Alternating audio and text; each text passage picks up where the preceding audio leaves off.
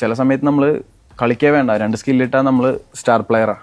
അത് അവിടുത്തെ അത് എനിക്ക് ആദ്യം പോയപ്പോൾ അത് മനസ്സിലായിട്ടുണ്ടായിരുന്നില്ല ബ്ലാസ്റ്റേഴ്സിൽ. അവിടെ നമ്മൾ ഗോൾ അടിച്ചില്ലെങ്കിലും 2-3 ആൾക്കാരെ ഡ്രിബിൾ ചെയ്ത് പോയ സ്കില്ല് നമ്മൾ സ്റ്റാർ പ്ലെയർ ആൾക്കാരെ നമുക്ക് ആവശ്യമില്ലാത്ത അറ്റൻഷൻ തരും. ഈ സ്റ്റേറ്റ്മെൻറ്റ് ഭയങ്കര റോങ് ആണ്. സപ്പോർട്ട് ചെയ്യുന്നവരെ തന്നെ ഇങ്ങനെ തള്ളി പറയുന്നതേ.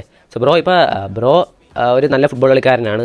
ഇപ്പോൾ ബ്രോ ഒരു ഗ്രൗണ്ടിൽ പോയി കളിക്കുന്നു, അപ്പോൾ കാണികളായിട്ട് ഞങ്ങളെപ്പോലുള്ള ഒരുപാട് പേര് അവിടെ ഉണ്ടാകും.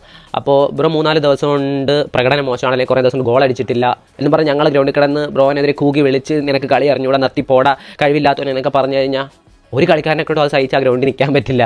അപ്പോൾ നമ്മൾ സപ്പോർട്ട് ചെയ്യുന്നതാണ് വലിയ കുറ്റം.